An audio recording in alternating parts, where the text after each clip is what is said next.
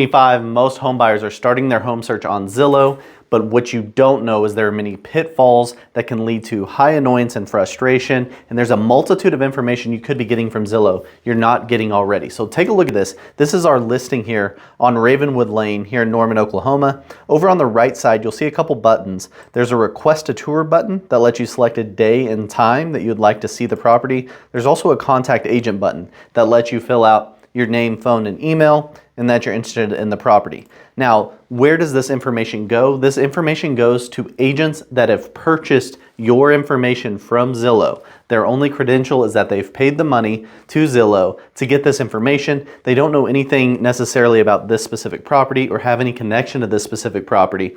So keep in mind that's what you're getting when you're paying for this, when you're sending this information. You're sending it to just agents that have paid for that. Now the next best thing you could do is going down to the bottom. You could see the listing agent. You can see Lauren's the listing agent here, and you've got a cell phone. So you could text Lauren asking questions about the property. If you had specific details you're trying to get or extra info you wanted to get, you could reach out to Lauren directly through this in the listing agent.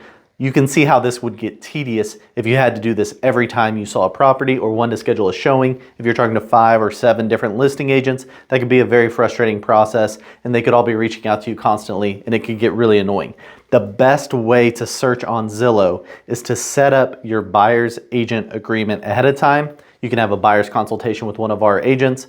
We would be able to reach out to these listing agents for you, coordinate multiple showings, and you would have one point of contact versus having to talk to each individual agent or shooting out your info to anybody that's paid Zillow for your info. However, you could still reach out to listing agents once you have that buyer's agreement. You could say, hey, I'm asking you this question about the property, but I do have a signed buyer's agreement with agent X.